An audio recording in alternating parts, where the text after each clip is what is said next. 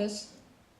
A few minutes later, I was sitting in a conference room with my counselor, my principal, my vice principal, a representative from the Vacaville Police Department, someone from the Solano County Sheriff's Department, because we lived in county district, and then Child Protective Services. And I had to tell my story. So I told them the story. 24 hours later, Child Protective Services had me in a foster home. See, I couldn't just get on a plane and go to my dad, because my dad was in the United States Army. He was a tank commander. You cannot be an active duty military soldier and be single with children. You have to have provisions in place for that to happen. So for 4 months, my father fought to get custody of me, and he finally got custody of me. He had to change his job duty so that he could take care of me and not be gone all the time. I finally felt safe in that foster home. Safe from harm, from bodily harm. But my mind was already there with the thoughts of, I am here to serve someone. I am not here for myself. So I continued living a life that was so destructive, so destructive. Drug addiction to meth, 7 years addicted to meth.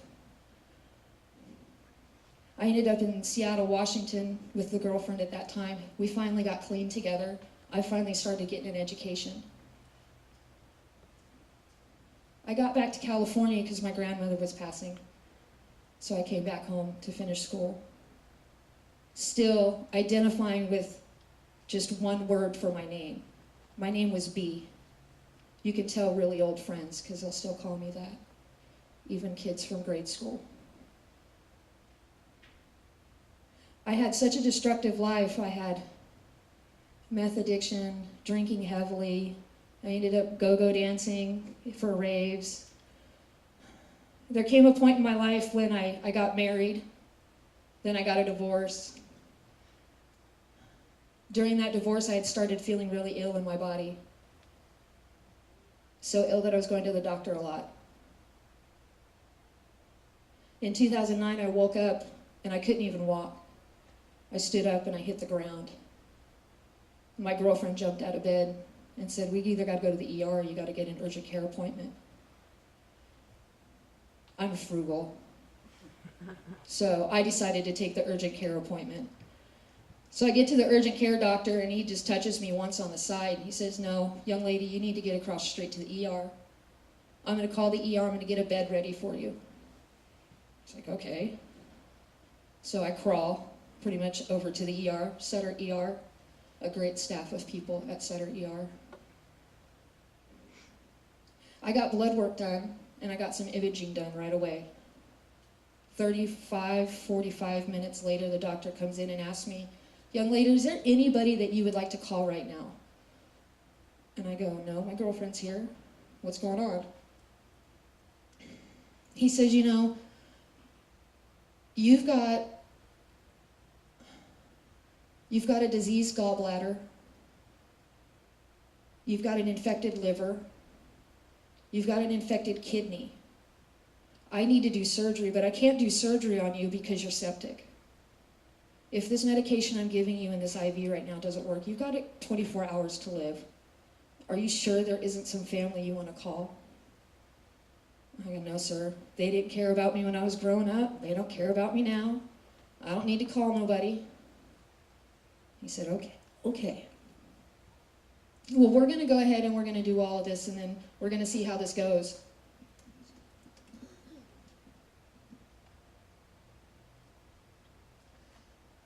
So about 4 hours goes by, and he comes back in, and he says, okay, the medication is working. We can now give you your surgery.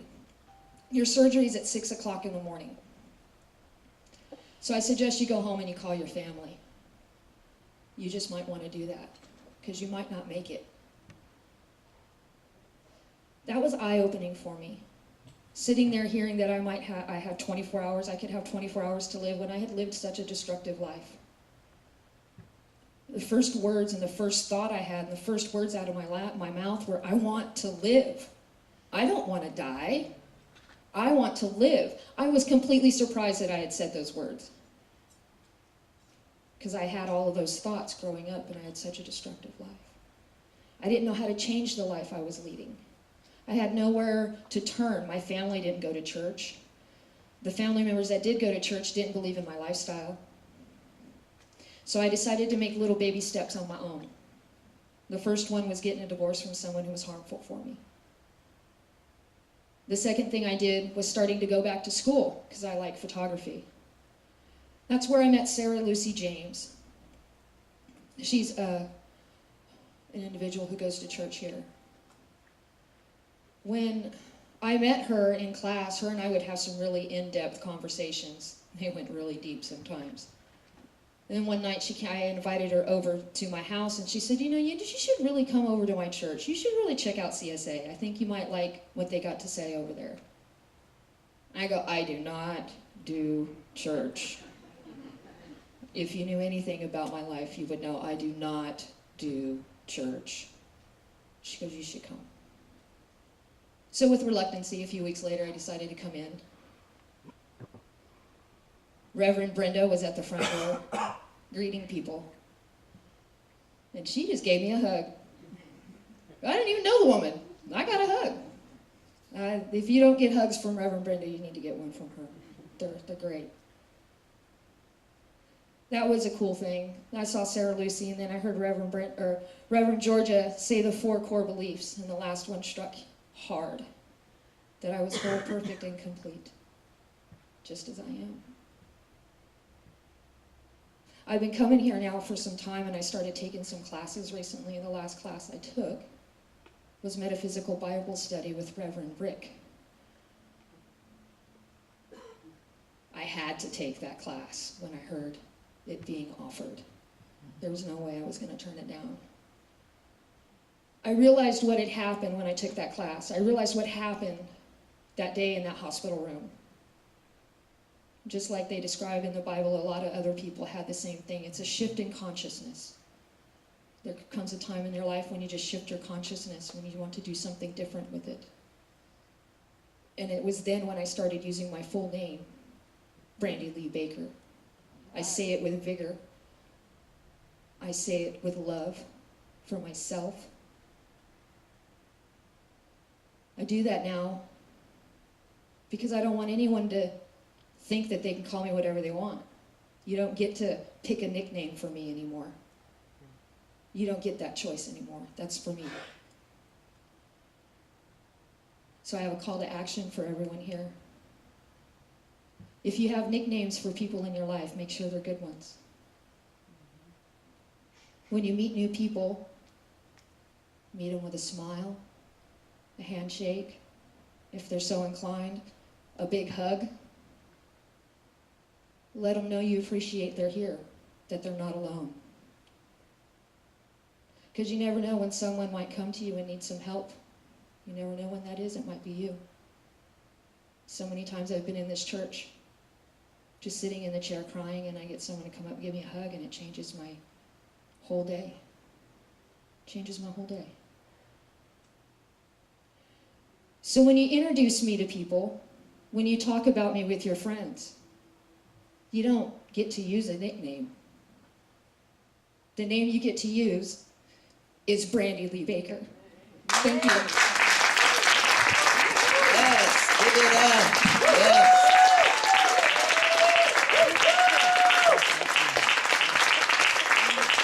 Give it up for Brandy Lee Baker.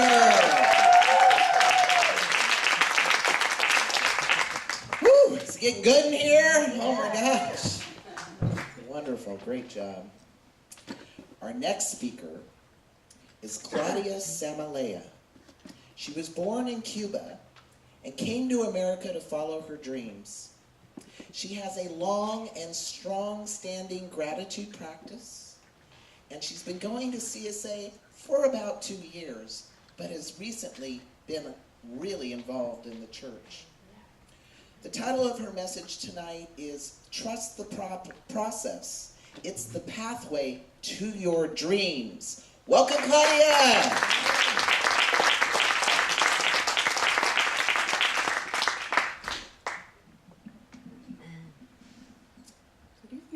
everyone. Yeah, we hear you. Now it's on? Yeah, you're on. You're on. Good evening. As Mitch said, I'm Claudia, and I arrived from Cuba about 8 years and a half ago.